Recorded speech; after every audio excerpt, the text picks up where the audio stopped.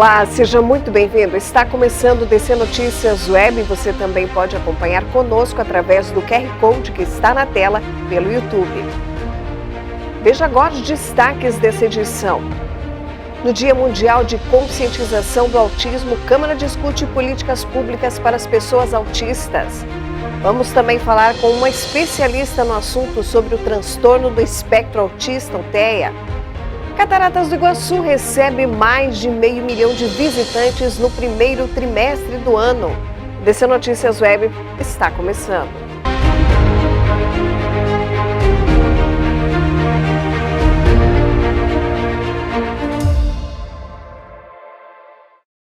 Olá! Nós abrimos essa edição falando que no Dia Mundial de Conscientização do Autismo, a Câmara Municipal de Foz do Iguaçu realizou uma audiência pública para discutir as necessidades do município em relação às políticas públicas. O mês de abril é marcado pela campanha de conscientização sobre o autismo. Na Câmara de Vereadores, uma audiência reuniu especialistas, representantes de entidades e familiares de pessoas com autismo, que compartilharam dificuldades enfrentadas.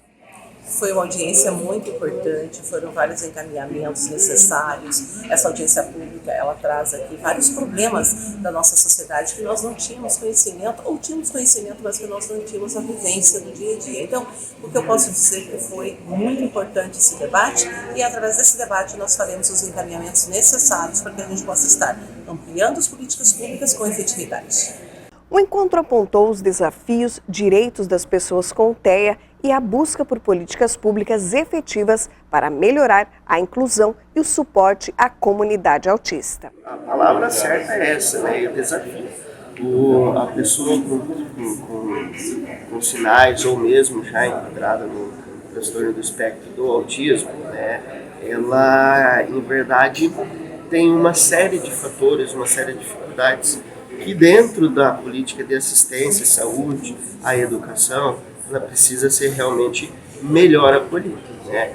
E ver de fato, o grande mérito de uma audiência como essa é discutir a eficiência da política atual e como melhorar. Te digo isso porque o percentil de crianças nascidas hoje dentro do espectro do autismo ou com sinais que podem ser elegíveis para o espectro do autismo, ela está uma criança para cada 36. Há 2 anos atrás eu tinha uma para cada 44. Então, em verdade, a gente tem uma ascendência muito grande da quantidade de crianças nascendo e precisando desse suporte. Então, hoje a Rede Municipal de Saúde já tem um trabalho exitoso dentro da questão do tratamento, do acolhimento da pessoa com transtorno do espectro do autismo, mas é claro, a gente está muito longe ainda do ideal, até porque o número vem ascendendo e, de forma geral, não vou falar só a nível municipal, mas estadual e federal, hoje os serviços não estão adequados 100% a esse atendimento, seja saúde, seja educação, seja esporte e lazer. Então essas pessoas que têm uma condição que gera uma necessidade diferente do nosso cotidiano e que precisam realmente ser acolhidas, ser integradas à sociedade, precisa de um suporte e o suporte vem de políticas públicas. Muito embora a sociedade já tenha conhecimento do que é o autismo, de quais são os direitos, nós vemos que ainda há uma fatia da sociedade que desconhece o diagnóstico, desconhece a condição de autismo e não sabe como lidar com o autismo propriamente dito. Então nós enfrentamos isso em instituições públicas e privadas, com juízes, no judiciário, então nós temos diversos cenários. Eu atuo no Brasil todo. Então, tenho encontrado diversos cenários, diversos autismos, desde o filho do médico, do empresário, até a pessoa mais hipossuficiente. Então, esse momento hoje é de grande importância para trazer essa conscientização para a sociedade, para que a sociedade saiba que o autismo não é uma doença. E quando nós falamos de autismo, nós não falamos só de direitos, nós falamos também de família. Então, esse é o meu objetivo aqui hoje. A Polícia Rodoviária Federal divulga o balanço da Operação Semana Santa nas estradas paranaenses. Aqui na região oeste, o que mais chamou a atenção foram as ocorrências de imprudência ao volante. Nos 4 dias da Operação Semana Santa foram fiscalizados 1.898 veículos e desses, 558 foram autuados no trecho atendido pela Delegacia de Foz do Iguaçu. Quase 1.000 carros foram multados por excesso de velocidade. A boa notícia foi a redução no número de acidentes na região oeste em relação ao ano passado. Pois é, nós tivemos uma redução significativa com relação ao ano de 2023, em que nós tivemos 8 acidentes. Esse ano tivemos apenas 3 e todos eles não foram acidentes graves.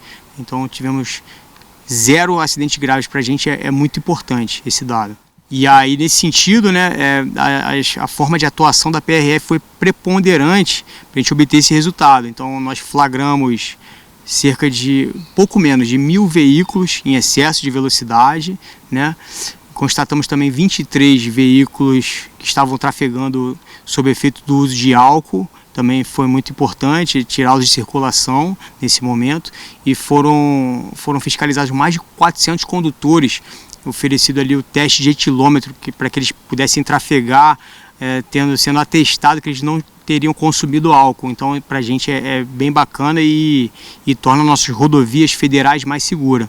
A operação da PRF começou na quinta-feira, dia 28, e seguiu até domingo, dia 31 de março, com um reforço extra de 30 policiais na nossa região. Em Foz do Iguaçu, 76 motoristas foram flagrados realizando ultrapassagens proibidas. 63 pessoas foram multadas por não estarem usando o cinto de segurança e 12 crianças não estavam usando a cadeirinha ou um outro item de segurança. A gente está aqui para garantir a segurança viária para o cidadão e também a segurança pública de outras formas, a parte criminal também. Então, nesse mesmo período, nós lavramos 19 ocorrências policiais. Nós conseguimos, inclusive, realizar algumas apreensões de droga e etc. As Cataratas do Iguaçu recebem mais de 500 mil de visitantes no primeiro trimestre do ano. As Cataratas do Iguaçu foram destino de mais de 500 mil de turistas somente no primeiro trimestre de 2024. Contemplaram as belezas naturais em Foz do Iguaçu 508.173 pessoas entre brasileiros e estrangeiros. O número de visitantes no Parque Nacional do Iguaçu entre janeiro e março corresponde a um crescimento de 9% em relação ao registrado no mesmo período do ano passado, que teve 465.803 entradas. O mês de maior visitação na alta temporada foi janeiro, com 214 mil turistas. Embalado pelo feriado de Páscoa, o mês de março chegou ao fim com 152.433 visitantes na unidade de conservação, um crescimento de 27% em relação ao mesmo mês do ano passado. São visitantes de 115 países e de todos os estados brasileiros e também do Distrito Federal. Os turistas internacionais somaram 79.604 pessoas que visitaram a maravilha da natureza mundial aqui na cidade de Foz do Iguaçu no mês de março. Os argentinos encabeçam essa lista, seguido pelos moradores dos Estados Unidos e depois os nossos vizinhos paraguaios. E veja a seguir, Foz Cataratas perde em casa para o Jaraguá.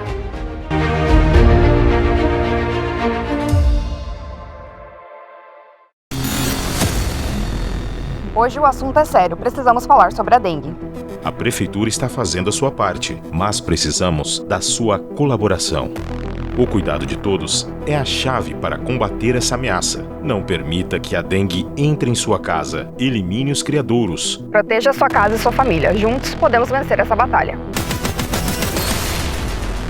A Prefeitura de Foz trabalha por você. A pós-graduação UDC é um caminho estratégico para quem busca excelência acadêmica e destaque no mundo corporativo. Com uma ampla variedade de cursos, programas especializados e corpo docente renomado, a UDC oferece o suporte necessário para alcançar os seus objetivos. Seja na pesquisa ou na aplicação prática do conhecimento, aqui na UDC você está preparado para os desafios do mercado. Com mais de 140 laboratórios disponíveis, é possível aprimorar os seus estudos de maneira prática e inovadora. Pós-graduação UDC, mas pode chamar de futuro. Faça parte desta jornada. Entre em contato conosco hoje mesmo e transforme-se.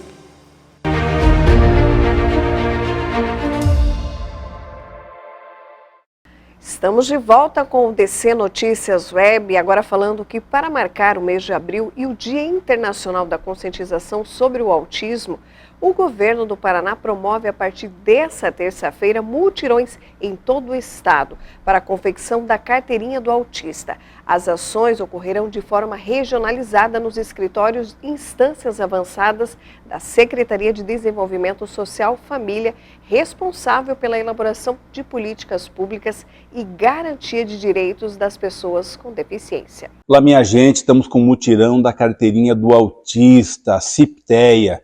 Ela pode ser feita de modo eletrônico, mas temos um mutirão com todos os municípios do Paraná e o mutirão já tem dado resultado. Mais de 18 mil carteirinhas já estão emitidas. Procure, você que tem um parente na família, você que conhece algum autista, faça a carteirinha, é muito importante a gente saber onde essas pessoas moram para a formulação de políticas públicas, para conhecer em cada município quantas pessoas precisam ainda mais da nossa atenção. E hoje é o Dia Mundial da Conscientização sobre o Autismo, por isso a nossa campanha. Muito obrigado. O Centro de Controle de Zoonoses de Foz do Iguaçu encerrou na última semana a campanha de vacinação contra a raiva em cães e gatos. O CCZ teve muito trabalho para vacinar os cães e gatos contra a raiva em Foz do Iguaçu.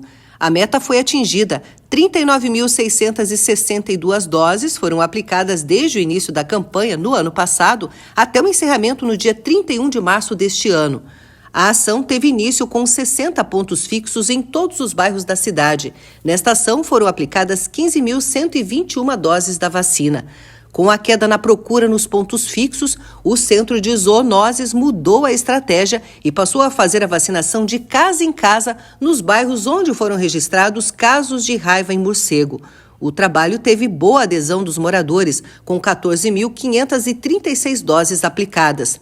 Na sede do Centro de Zoonoses, 2.639 animais foram imunizados. O trabalho também foi realizado nos sábados e nos feriados. Os agentes de endemias percorreram a área rural e aplicaram 5.500 vacinas, além dos 1.866 cães e gatos de protetores de animais. E agora a gente fala em esportes. O Foz Cataratas teve um desempenho abaixo do esperado e acabou perdendo em casa para o Jaraguá. O Foz Cataratas Futsal perdeu para a equipe do Jaraguá no ginásio Costa Cavalcante pelo placar de 3-0. O primeiro tempo foi de domínio total da equipe de Santa Catarina. A equipe das Cataratas pouco conseguiu finalizar ao gol o adversário, o que irritou os torcedores que estavam presentes no local. Eca marcou 2 vezes antes do intervalo. Na segunda etapa, o ex-atleta do Foz Jamur ampliou a vantagem e deu números finais à partida. Mesmo com o goleiro Lee em quadra em boa parte do segundo tempo, o Azulão da Fronteira não conseguiu ser objetivo e deixou o torcedor muito irritado e questionando sobre o desempenho de alguns atletas dentro de quadra. Com resultado negativo, o Foz Cataratas Futsal ocupa a 13ª colocação na classificação da Liga Nacional de Futsal. O próximo confronto do Azulão da Fronteira será contra o Praia Clube em Uberlândia no dia 7, às 11 horas da manhã, e o Foz Cataratas vai em busca da sua 2ª vitória na competição. A seguir, hoje é celebrado o Dia do Autismo e o DC Notícias Web fala sobre o assunto com uma especialista.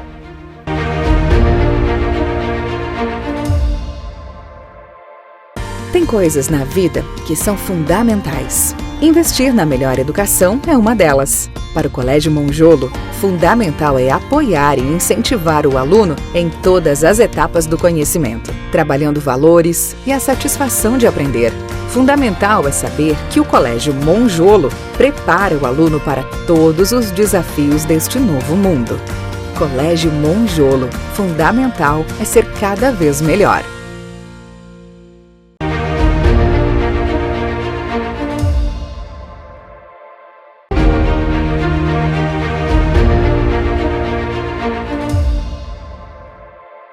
Hoje é o Dia Mundial de Conscientização sobre o Autismo. A data foi instituída em 2007 para divulgar informações e reduzir os índices de preconceito e discriminação sobre o transtorno. Quem vai conversar com a gente sobre esse assunto é a pediatra Adriana Moraes. Doutora, muito obrigada por receber a nossa equipe. Eu que agradeço, para mim, como disse, é uma honra estar aqui com vocês. Doutora, é possível identificar os primeiros sintomas a partir de qual idade? Olha, normalmente a gente consegue identificar com mais segurança a partir de 1 ano e meio, né? A gente precisa ter um momento em que a criança já tem algumas habilidades desenvolvidas para que a gente possa perceber se existe realmente algum atraso, se existe alguma alteração comportamental. Em alguns casos, quando a gente tem casos mais graves, a gente consegue às vezes observar algumas características já desde bebê muito pequeno, né? Um bebê mais choroso, um bebê que não gosta de colo, um bebê que estranha muito as pessoas e que tem um apego extremo com a mãe, mas com certeza, com segurança, a partir de 1 ano e meio é que a gente começa a ter mais critérios, né, para fazer esse diagnóstico. E o que aconteceu que a gente está percebendo hoje um número maior de pessoas autistas? São os diagnósticos que estão sendo feitos com mais frequência? O que está acontecendo? Olha, desde 2013 a gente teve uma mudança nos critérios diagnósticos, né, a partir do DSM-5, que é o nosso manual realmente, onde a gente tem os critérios para fazer diagnóstico das doenças de saúde mental. E com essa mudança, ele começou a trazer para dentro do autismo outras coisas, como o próprio Asperger, que não era considerado dentro do autismo, né? Algumas outros atrasos, outros transtornos que ficavam em outras características. Além disso, nós temos hoje muito mais conhecimento sobre o que é o autismo, sobre todas as nuances que nós podemos encontrar dentro das características das pessoas com autismo, e aí nós temos mais profissionais sendo capacitados para fazer o diagnóstico, né? E o autismo é uma condição genética? É passado de pai para filho? O autismo ele tem um fator genético e ele tem uma alta herdabilidade. O que é isso? Eu posso ter numa família uma pessoa que é a primeira a desenvolver, né, que ele teve uma mutação de novo. Então ninguém para trás tinha essa mutação genética, mas o mais comum é que a gente já tenha outras pessoas com a carga genética. Não obrigatoriamente vai ser ter pessoas com diagnóstico ou com características. Mas hoje a gente tem visto que sim, quando a gente diagnostica a criança e a gente faz uma retrospectiva na família, a gente acaba diagnosticando no pai, ou na mãe, ou nos avós, e a gente começa a ver, bom, mas meu tio também é assim, porque é de 90%, 98% de herdabilidade, é muito alta, né, o fator genético. E como tratar esse diagnóstico tardio? É mais fácil? É possível reverter as perdas que se teve no meio desse caminho? Quando a gente pensa no diagnóstico tardio, normalmente a gente está falando dos níveis 1, às vezes nível 2 de suporte, mas a maior parte o nível 1, que são pessoas que conseguiram de alguma maneira encontrar uma funcionalidade. Não quer dizer que elas não tenham dificuldades, né? Porque se não tivesse dificuldade não teriam diagnóstico, mas todo mundo que tem o diagnóstico consegue sim fazer intervenções terapêuticas, seja com psicólogo, às vezes com fonoaudiólogo, com terapia ocupacional, já que as alterações sensoriais são muito comuns. Então, independente da idade, é importante fazer o diagnóstico. E tem algum sintoma para um diagnóstico tardio, para os adultos ficarem mais alertas? Olha, opa, acho que eu tenho algum tipo de problema. Olha, normalmente são as dificuldades de comunicação, e aí, diferente da criança que todo mundo pensa no atraso na fala, o adulto normalmente vai ser aquela pessoa que estar em contato com as demais pessoas, conversar com as outras pessoas, tem um peso, né? Não é aquela coisa leve, eu estou num churrasco e eu consigo conversar com todo mundo. Não, eu estou aqui, mas será que eu falo? Que hora que eu falo? É para eu falar agora? Será que eu estou sendo esquisito? Então a pessoa tem que estar sempre vigilante, pensando o que ela vai falar, qual que é o próximo passo. Então está sempre alerta. A senhora falou agora de criança pirracenta. Como os pais podem separar a birra de uma crise? Quando eu tenho uma criança que se espera que ela já tenha mais maturidade emocional, que ela tenha mais facilidade de compreender as dinâmicas, né, sociais, então aqui pode, aqui não pode, isso não pode, e ela continua tendo muita dificuldade em lidar com essas frustrações, esse limiar de frustração muito baixo, qualquer coisa, você falou não, a criança né, se desregula, precisa ver se não está acontecendo alguma coisa. Obrigatoriamente é autismo? Não, mas alguma coisa está saindo do que é o padrão, né? Então, quando eu já tenho uma criança que tem o diagnóstico de autismo, como que eu diferencio se é crise ou se é pirraça? Normalmente eu falo assim, que se eu estiver fazendo pirraça porque eu quero o seu celular, se você me der o celular eu paro e vou assistir meu vídeo quietinha. Se eu estiver em crise, você pode me dar 10 celulares, eu não vou conseguir parar de imediato. É claro, depois eu vou me acalmar. Há 3 níveis de autismo. O leve não necessariamente é leve. Por quê? Não. O leve, né, a gente fala, na verdade, em nível 1, 2 e 3. Anteriormente falava em leve, moderado e grave. O nível 1, que é o que as pessoas falam de leve, ele não é leve, primeiro, porque se tem um diagnóstico é porque tem as dificuldades. Eu só posso falar em transtorno quando essas dificuldades são tantas que elas limitam a vida do indivíduo. Porque se eu falar de algumas características de autismo ou de TDAH, por exemplo, todo mundo fala, então acho que eu também sou, porque eu também sou assim. Tá, você pode até ser assim, mas não a ponto disso paralisar a tua vida ou disso te trazer um sofrimento extremo. Então, quando a gente pensa no nível 1 de suporte, as pessoas falam, porque é mais leve, porque é funcional. Essa funcionalidade, ela tem um preço. A pessoa é funcional porque ela se esforça muito mais que os demais, porque ela tem que se submeter a situações que às vezes são violentas mesmo, são agressivas para ela, mas ela precisa suportar. É possível ter uma vida normal, independente do nível do transtorno? Normal é muito relativo, né? O que é normal, assim, principalmente quando a gente pensa num paciente nível 1. Quando a gente pensa no paciente nível 3, nível 2, né, você precisa dar autonomia, dar independência.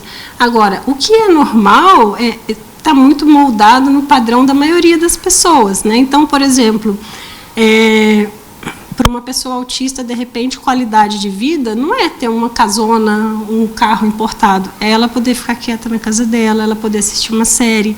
E aí as pessoas acham isso errado. Né? Então, é normal para ela, talvez não seja normal para os demais. Então, mas pode sim ter funcionalidade, trabalhar, fazer faculdade, se casar, ter filhos. Sim, com certeza. Doutora, e a medicação, ela traz uma qualidade de vida melhor para o autista? Até mesmo para a família, né? Então, o autismo em si nós não tratamos com medicamento. Né? O autismo ele é um transtorno comportamental.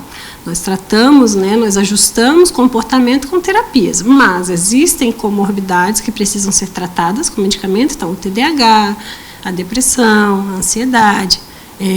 Quando a gente tem uma criança ou mesmo uma pessoa que tem muita oscilação de humor ou muita irritabilidade, nós temos medicamento, e sim, o medicamento ele tem a sua indicação e ele traz muita qualidade de vida para a pessoa e para a família, né? A partir do momento que diminui esse sofrimento, diminui essa necessidade de se expor, às vezes com muita dificuldade em algumas situações. Hoje, no dia de conscientização sobre o autismo, essa data ela está conseguindo atingir o objetivo de reduzir preconceito, de reduzir a discriminação? Então, eu acho que sim, é uma caminhada longa, como tudo, né? As pessoas têm muita dificuldade em lidar com o que é diferente. Né? As pessoas entendem que ser diferente é ser pior ou é ser menos. Não é. Ser diferente é só ser diferente. E nós somos todos diferentes entre nós, entre si, né?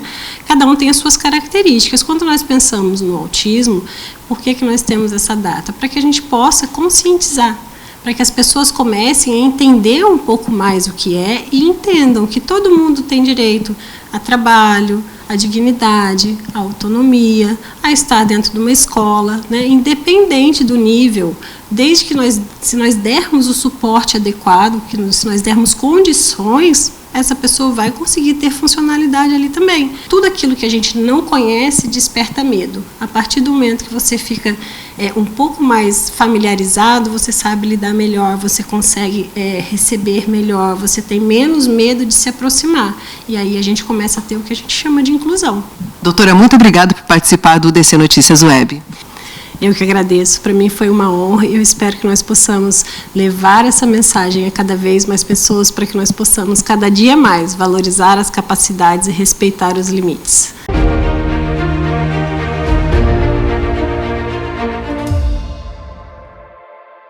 DC Notícias Web de hoje vai ficando por aqui, agradecendo mais uma vez a sua companhia. E continue com a gente também através das nossas redes sociais oficiais. Até amanhã.